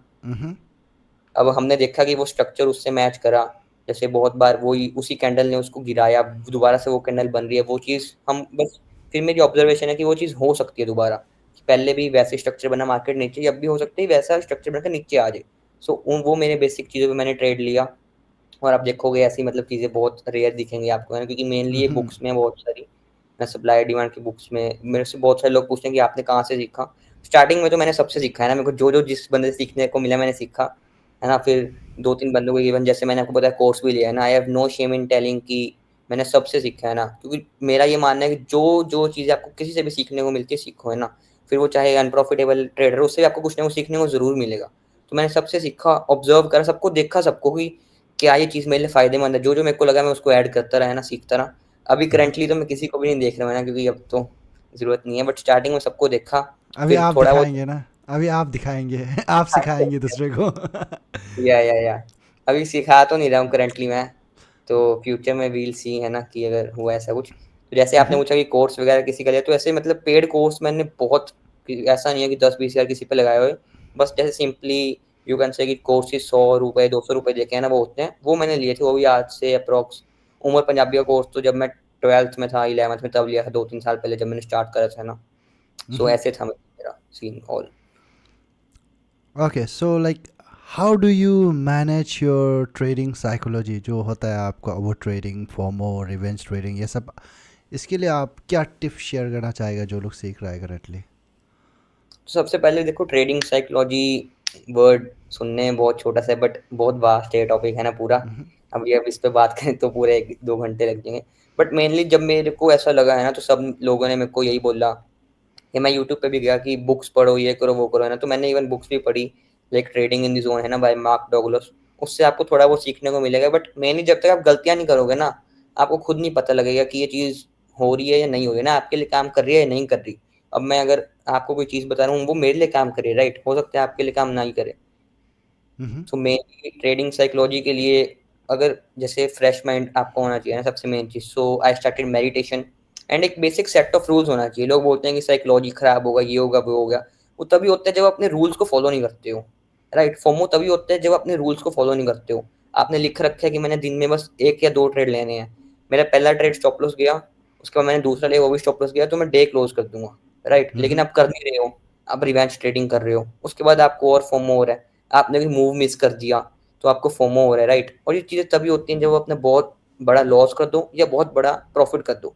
तो मेरे को बहुत सारे लोगों ने बहुत सारी चीज़ें बोली, बट मेरे लिए कुछ भी काम नहीं करा। मेरे लिए सिर्फ एक चीज़ काम करी, रिड्यूसिंग माई क्वांटिटी साइज, कि अपनी क्वांटिटी को इतना रिड्यूस कर दो कि आपको फर्क ही ना पड़े कि क्या हो रहा है ना। अभी आप देखोगे जैसे मेरा ट्रेड था, अभी कितनी बार वो वाला ट्रेड ब्रेक इवन पे आया है ना, 1:4, 5, 10 देके भी ब्रेक इवन पे आया। 90% ट्रेडर्स तो बाहर ही हो गए उस टाइम पे, इसलिए मार्केट ब्रेक इवन पे आई, राइट। सो मैंने बस अपना ये सीन बना रखा है कि अपना स्टॉप लॉस लगाओ, टीपी लगाओ और छोड़ दो। कहीं मैं ब्रेक इवन पे एग्जिट नहीं करता हूँ, कोई मैं ट्रेडिंग नहीं करता हूँ, कोई कुछ नहीं करता हूँ। और क्वांटिटी इतनी कम रखो कि आपको फर्क ही ना पड़े कि मार्केट अगर बीच में जाके आपके टारगेट से नीचे आ गई तो आपको फर्क ही नहीं पड़ना चाहिए, आपको दुख नहीं होना चाहिए कि यार मैं काश बुक कर लेता। अगर एग्जांपल के लिए कोई बंदा 0.1 लॉट यूज कर रहा है तो वो 0.01 कर दे, उसको फर्क ही नहीं पड़ेगा कि $2-3 का लॉस हो रहा है, चल हटा यार, या स्टॉप लॉस जाएगा या टीपी जाएगा। तो ये चीज़ मेरे लिए बहुत ज़्यादा काम करी, जिसकी वजह से मेरा फोमो भी खत्म हो गया कि चल ट्रेड ही तो मिस हुआ, कोई बात नहीं है ना, दोबारा ले लेंगे, कितने प्रॉफिट होना था ना। क्योंकि प्रोसेस है एक, अगर एक ट्रेड मिस हुआ कुछ फर्क नहीं पड़ता। लेकिन अगर बंदे ऐसे सोचते हैं, पैसों के पर्सपेक्टिव में सोचते हैं कि यार ये ट्रेड में तो मेरा $2000 का प्रॉफिट हो जाता, $1000 का प्रॉफिट हो जाता, तो उसको लगता है यार फोमो हो गया, अब मेरे को अगला ट्रेड लेना ही लेना है। फिर वो जबरदस्ती अगला ट्रेड लेगा और रिवेंज ट्रेडिंग करेगा।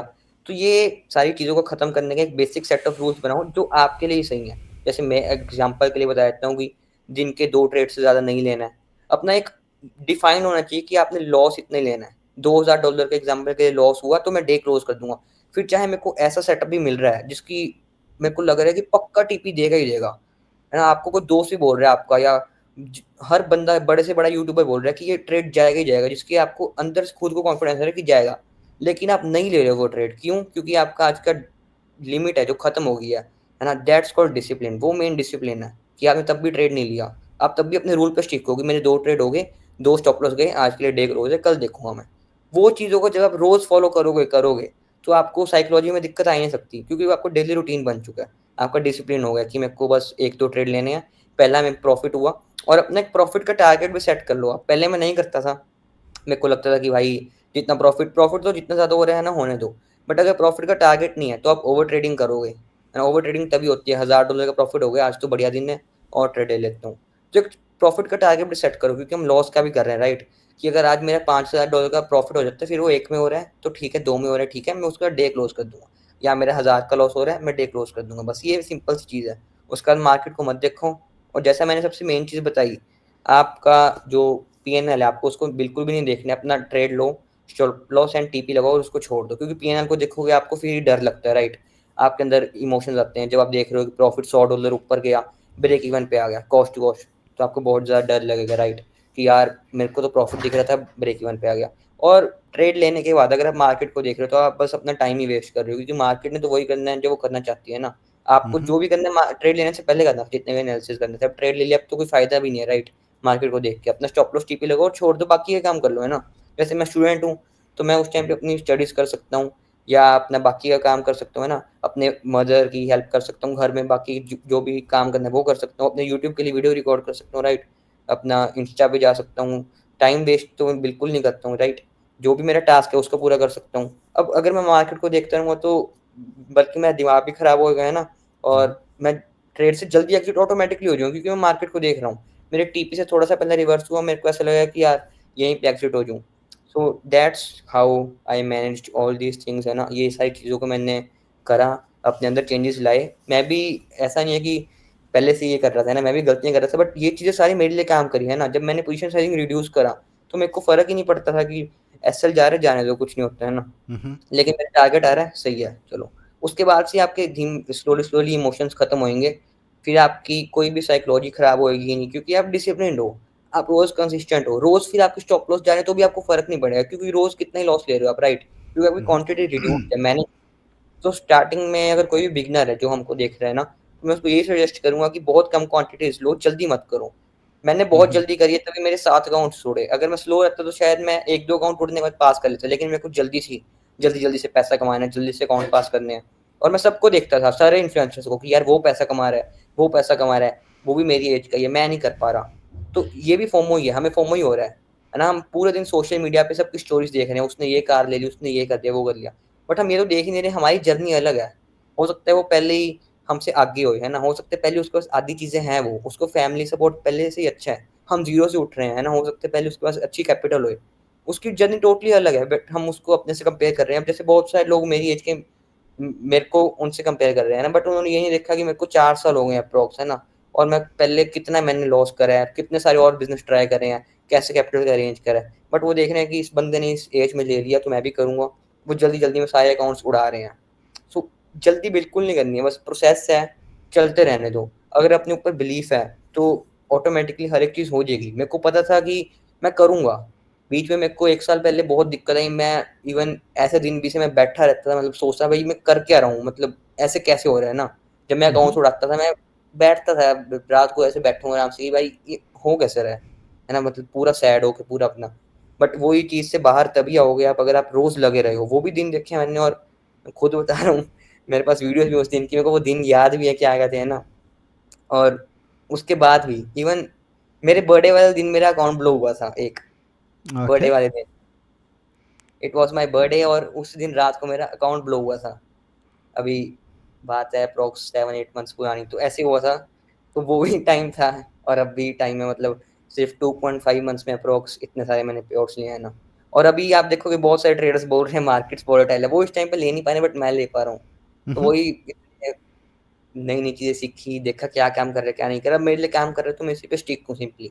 यही मेरे लिए काम कर रहा है, मेरे को कुछ नया नहीं सीखना, ये सिंपल स्ट्रैटेजी पे मैं स्टिक हूँ। अब मेरे स्टॉप लॉस जा रहे हैं, उसको मैं एक्सेप्ट कर रहा हूँ, लॉस हो रहा है एक्सेप्ट कर रहा हूँ, प्रॉफिट हो रहा है तो ठीक ही है। और एक चीज़ मैं बताना चाहूँगा, सबसे मेन चीज़ कि प्रॉफ़िट में देखो हर बंदा मैनेज कर लेता है। अब जैसे मेरे कंसिस्टेंट पेआउट्स हैं ना, प्रॉफ़िट हुआ मेरा, ईज़ी है बहुत। प्रॉफ़िट्स में जब आप जीत रहे हो तो आपको कोई दिक्कत नहीं है, आपके पास अनलिमिटेड मोटिवेशन है प्रॉफ़िट्स में, है ना? क्योंकि आप ऑलरेडी जीत रहे हो। लेकिन अगर जब आप हार रहे हो, आप तब भी रोज़ लगे हुए हो, तब भी गिव अप नहीं कर रहे जब हार रहे हो। वही सबसे मेन चीज़ है, वही आपको सबसे आगे लेके जाएगी। जब भी आप हार रहे हो तब भी आप सेम डिसिप्लिन से वही रोज़ काम कर रहे हो, चाहे आप सैड हो, चाहे आप हार रहे हो तब भी कर रहे हो। वही आपको अपने जो बाकी लोग हैं उनसे आगे लेके जाएगी।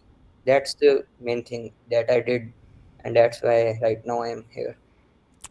Very inspiring and very very reasonable जो भी आपने बताया, लाइक इट्स काफ़ी understandable and relatable.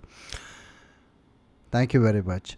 So like अगर किसी के पास 5,000 या फिर 10,000 रुपये होगा जैसे आपके पास था, तो वो अगर ट्रेडिंग शुरू करना चाहता है तो क्या करना चाहिए उन लोगों को? क्या वो लोग एजुकेशन में इन्वेस्ट करना चाहिए या फिर वो लोग खुद से मतलब ट्रेडिंग करना शुरू करना चाहिए? क्या बोलता है, क्या सजेस्ट करता है आप? देखो, सबसे पहले अगर कोई भी ऐसा स्टूडेंट है, उसके पास 5-10 हज़ार है, तो उसको पहले देखना चाहिए कि क्या उसको ट्रेडिंग सही लग भी रही है। अगर उसका इसमें चीज़ में मन लग रहा है तो ही उसको करनी चाहिए, या उसको अगर कोई और बिज़नेस में मन लग रहा है तो उसको वो करना चाहिए। सबसे पहली चीज़ वो है ना, जैसे आपने बोला कि क्या उसको ट्रेडिंग स्टार्ट करनी चाहिए भी? क्योंकि हम्म, आजकल बहुत सारे लोग हैं वो बस देख के आ रहे हैं ट्रेडिंग में, है ना? हम्म, वो उनको बस लाइफ़स्टाइल दिखाया जा रहा है कि इस बंदे के पास ये कार है, इसने ये करा, वो करा, तो वो ट्रेडिंग में आ रहे हैं। कि ये बंदे ने इतना कुछ अचीव कर लिया, हम भी करेंगे। उनको बस वो लाइफ़स्टाइल देख के ट्रेडिंग में आ रहे हैं, चाहे उनका ट्रेडिंग करने का मन भी नहीं है, उनको इस चीज़ में इंटरेस्ट भी नहीं है, चाहे उन्होंने देखा भी नहीं होती है, वो तो आ रहे हैं। तो आपको सबसे पहले देखना है, जैसे मैंने देखा, मैंने पहले इतने सारे बिज़नेसेस ट्राई करे, बट मेरे को ये बेस्ट लगा, तो मैं इस पे ले गया। और अगर आप जा रहे हो और पैसे कम हैं, so according to me Indian market is not for you. ये ऑप्शन बाइंग ही करोगे आप, उसमें बहुत दिक्कतें हैं, एंड इन द एंड आप बहुत रेयर केस है कि आप अगर प्रॉफिटेबल बन जाओ कम कैपिटल से। अगर बन रहे हो तो हैट्स ऑफ, है ना? बट मेरे अकॉर्डिंग मेरे साथ ऐसा नहीं हुआ था। सो अगर आपके पास कैपिटल कम है, तो आप मेन चीज़ यही है कि फॉरेक्स में आओ, प्रॉप फर्म्स आर बेस्ट। अगर कैपिटल कम है ना, और डेमो अकाउंट्स मिलते हैं, आपको ट्राई करो। बड़ी कैपिटल का आपका बड़ा माइंडसेट बनेगा, बड़ी कैपिटल से आप देखोगे कि मैं $5,000 को मेरे को ट्रेड कैसे करने हैं ना। सबसे पहले जब मैंने स्टार्ट करा, $5,000 भी मेरे को बहुत बड़ा अमाउंट लगा कि भाई 4.5 लाख रुपए मिल रहे हैं आईएनआर के अकॉर्डिंग, 4,50,000 रुपीज़, कितनी बड़ी बात है। जिसके अकाउंट में 10-20 हज़ार है, 4,50,000 रुपीज़ मिल रहे हैं। अब वो चाहे डेमो है बट ऐसा लग रहा है बहुत बड़ा अमाउंट है ना, अभी चाहे $1 लाख भी छोटा लगता है। सो वही लेवल की बात है, टाइम टाइम की बात है। सो अकॉर्डिंग टू मी अगर पैसा कम है तो फॉरेक्स बेस्ट है, इस साइड क्रिप्टो बेस्ट है, प्रोफॉर्म्स बेस्ट है ना। लेकिन अगर किसी के पास फंड्स हैं so they can even try Indian markets also, उसमें ऑप्शन सेलिंग कर सकते हैं, हेजिंग कर सकते हैं ना। और अगर पैसा कम है तो एज अ स्टूडेंट मैं यही बोलूँगा कि अच्छे से मेहनत करो है ना। और भी बहुत सारे बिजनेसेस हैं जिसको आप with zero investment, with just zero investment भी स्टार्ट कर सकते हो है ना। एफिलिएट मार्केटिंग होगी, सेल्स होगी है ना, एसएमएम होगा, किसी के लिए एडिटिंग करो, थंबनेल एडिटिंग करो, मैंने वो भी करी है ना, वीडियो एडिटिंग भी करता था मैं। कुछ भी कर सकते हो विद जस्ट जीरो इन्वेस्टमेंट। बहुत सारे लोगों का मतलब बहाना होता है, यू कैन से डाउट होता है कि भाई जीरो इन्वेस्टमेंट से हम कैसे पैसा कमाएं है ना। मैं ऐसे ऐसे लोगों को जानता हूँ, मेरा कनेक्शन है जो 14-15 साल के, और वो भी महीने का 50,000 1-1 लाख रुपए कमा रहे हैं ना, इतनी कम एज में। जब मेरे को फोन मिला था अब वो इतना पैसा कमा रहे हैं ना। सो ये मतलब बस बहाने लोगों के हैं ना, बट विद जीरो इन्वेस्टमेंट से भी आप स्टार्ट करो।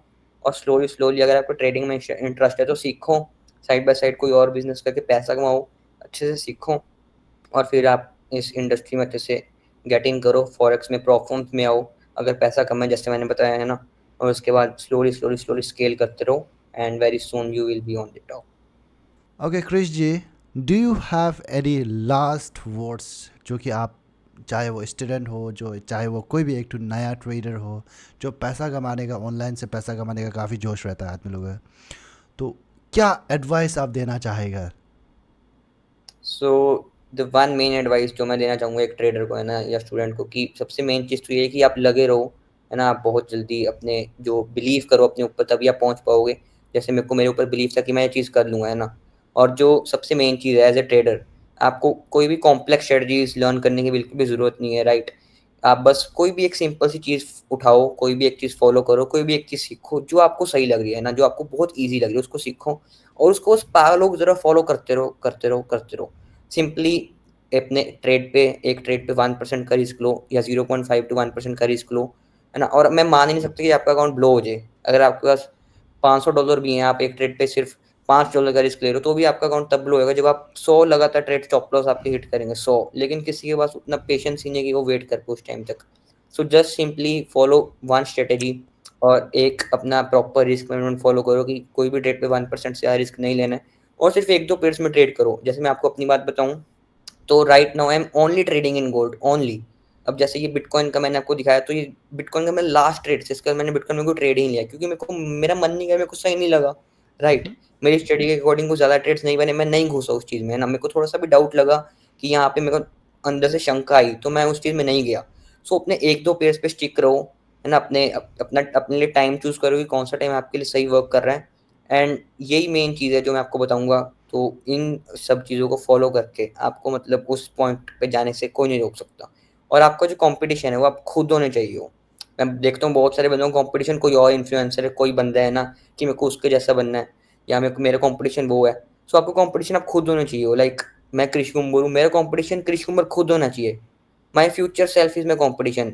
अब आने वाला जो 25 साल 30 साल का क्रिश कुंबर है, क्या वो इस टाइम पे गेम खेल रहा है, क्या वो इस टाइम पे टाइम वेस्ट कर रहा है, क्या वो इस टाइम पे मूवी देख रहा है, या वो इस टाइम पे अपने पॉडकास्ट कर रहा है, स्ट्रेटेजी पे वर्क ऑन कर रहा है, या मेहनत कर रहा है, राइट। सो वो आपका कंपटीशन होना चाहिए। जो जो चीज़ें वो कर रहा है वो आप करते रहो, बस अपने फ्यूचर सेल्फ को फॉलो करो, राइट। जैसे अब जेम्स चंद सर हैं, वो इस टाइम पे अब देख रहे हैं कि फ्यूचर सेल्फ में उनके क्या कर रहे हैं, वो और मेहनत कर रहे हैं ना। तो आप रुक ही नहीं सकते मेहनत करने से, right sir. Yeah obviously. Yeah so my only one piece of advice that would be to traders is कि पैसे के बारे में बिल्कुल भी मत सोचो, राइट। पैसों का प्रोस्पेक्ट जैसे मैंने निकाला और सोचा कि बस प्रोसेस को ट्रस्ट करना है, तो ऑटोमेटिकली मेरे पे आउट्स आने स्टार्ट हो गए ना। और अभी मैं अपने पीएनएल को देखता नहीं हूँ, जो प्रॉफिट चल रहे चलने तो जल्दी बुक नहीं मारता हूँ, राइट। जो मेरा एसएल है एक्सेप्ट कर रहा हूँ, उसको टारगेट है एक्सेप्ट कर रहा हूँ, राइट। और प्रॉपर रिस्क लो एक ट्रेड पे है ना, जैसे मैंने बताया, एक स्ट्रेटजी पे स्टिक करो। और इवन मैंने ये भी बताया कि एक पागल बंदा एक स्मार्ट बंदे से जल्दी सक्सेसफुल बन सकते हैं ट्रेडिंग में, क्योंकि पागल बंदे को सर आप एक चीज सिखाओगे, एक स्ट्रेटजी बताओगे, वो उसको फॉलो करते रहेगा पागलों की तरह। लेकिन एक स्मार्ट बंदा है वो बहुत सारे डाउट्स करेगा कि यार ये चीज काम करेगी या नहीं करेगी, बहुत ज्यादा ओवर थिंक करेगा और टाइम वेस्ट करेगा, और बाद में वो अपने ऊपर भी डाउट करेगा कि यार मैं इस चीज के लिए बना भी हूँ या नहीं, है ना। अपने ऊपर डाउट्स करता रहेगा।